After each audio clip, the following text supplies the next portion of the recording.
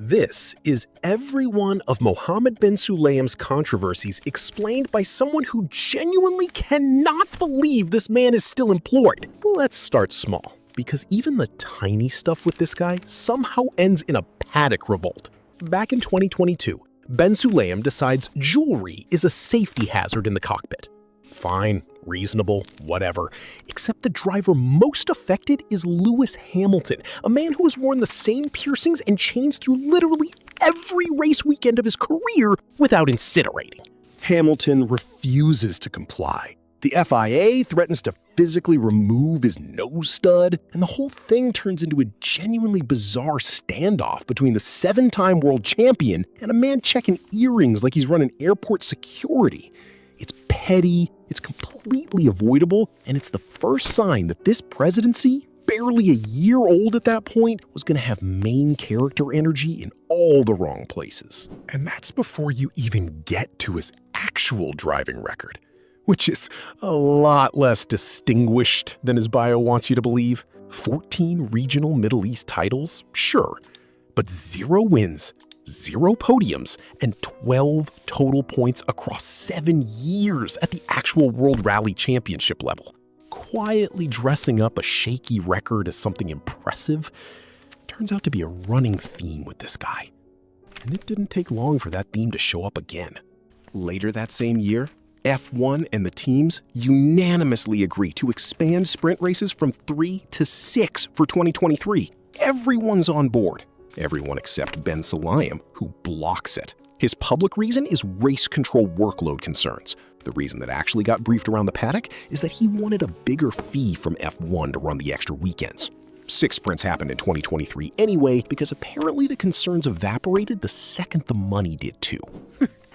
If holding sprint races hostage over money wasn't a big enough hint about his priorities, in February 2023, he tells Bloomberg he thinks F1's valuation is inflated. Liberty Media, the people who actually own the sport he's supposed to be governing impartially, publicly call this comment unacceptable. Think about how remarkable that is. The man in charge of Formula One's governing body just publicly badmouthed the value of the product to a financial news outlet, and the actual owners had to respond like he was some guy live tweeting during their earnings call. And in that same month, February 2023, just when you think this can't get worse for a governing body trying to modernize, comments from roughly 20 years earlier resurface, published on his own personal website.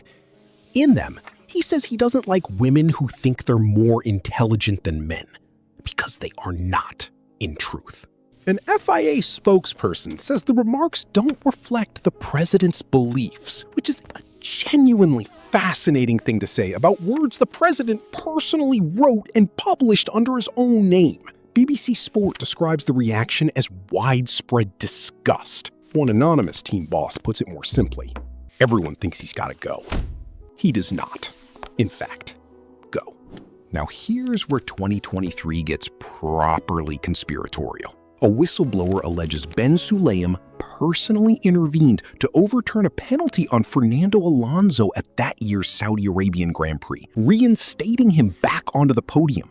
Separately, the same whistleblower claims he told officials not to certify the Las Vegas Grand Prix circuit. Both allegations get formally investigated by his own organization, and both get dismissed. I want to be fair here, because he was cleared, and cleared is cleared. But you have to admit, being the subject of 2 separate whistleblower allegations about manipulating race outcomes in the same 12-month period is not a normal amount of whistleblower allegations for one man to collect. So that's how he handles being personally accused of interference. Here's how he handles drivers using bad language in a press conference. In 2024, he introduces tougher, more expensive punishments for swearing, and Max Verstappen, 4-time world champion, gets hit with a community service penalty for one bad word in a Singapore Grand Prix press conference. Verstappen actually completes it at an FIA gala in Rwanda, which is such a specific and humiliating location choice. I have to assume someone in that building has a sense of humor. Then, Verstappen shows up to his next qualifying press conference and answers every single question with one word, in silent protest. And honestly, good for him. The Grand Prix Drivers Association writes Ben Sulayem a letter afterward, asking him to be treated like adults and to consider his own tone. His actual response is to tell them essentially to mind their business. And if they don't like the stewarding, they can pay for their own team of stewards. That's the FIA president telling the entire driver grade to buy their own referee if they don't like his. So that's how you handle drivers speaking up. Here's how you handle your own internal watchdogs doing the same thing. In December 2024, the FIA quietly votes through changes stripping real power from its own ethics and audit committees, the exact bodies designed to check a president who was, at that point, the subject of active whistleblower complaints from the year before. That's the equivalent of a man under police investigation quietly firing the entire police department and replacing them with his cousins. And it passes despite all 20 Formula One drivers through the Grand Prix Drivers Association sending a joint letter of criticism described by observers as unprecedented. Because you don't usually get every single driver on the grid agreeing on anything, let alone agreeing that the man in charge should maybe have some oversight. And then we get to the one that plays out like an actual movie. In November 2024, Tim Mayer, a respected FIA steward of 15 years, gets sacked, reportedly by text message from an assistant, a detail the FIA disputes, over a dispute at the US Grand Prix.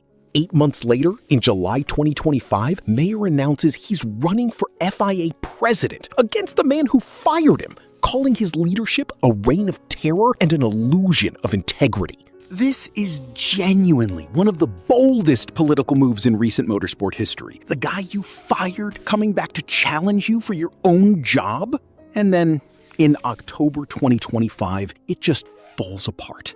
FIA rules require any presidential candidate to submit a full slate of regional vice presidents, one from each of 6 global regions. Mayer can't find one for South America.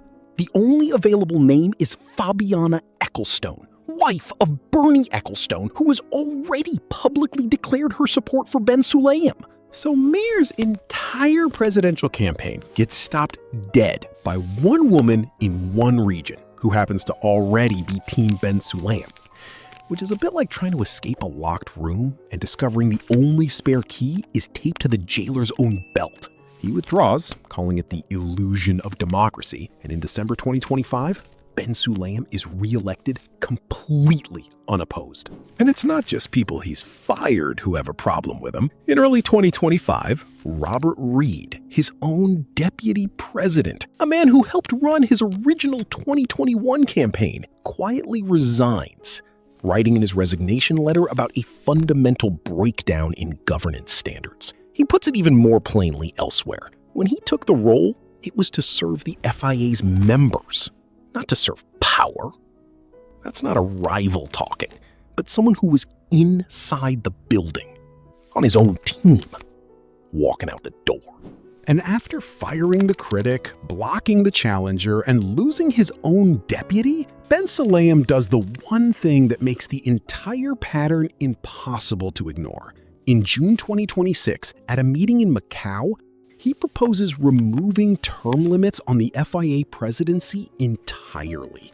Not for some other role, for his own job. It passes by a reported 91%, which is the kind of landslide you usually only see in countries where voting against the guy counting the votes is not considered a smart career move. There's technically still an age limit of 70, which would cap him at one more term, except multiple sources inside the paddock believe he wants that limit gone too. One outlet summed up the whole situation in 3 words: president for life. At this point, calling him FIA president is basically a formality. He should just start signing documents as the landlord. So there you have it. 10 separate scandals, 4 years, and every single one of them rhymes with the last one. Fire the guy who might challenge you, silence the people meant to watch you, remove the rule that was ever going to stop you. It's not just chaos, but suspiciously consistent chaos. And honestly, after everything you just heard, you're probably wondering how anyone actually defends this guy, or how you're supposed to sit through another race weekend with him running the show? Well, here's good news, or bad news, depending how you look at it. I've already made that video. It's called How to Trick Your Brain into Liking Mohammed Ben Sulayem, and it's next. Go watch it. You've earned it after sitting through all 10 of these.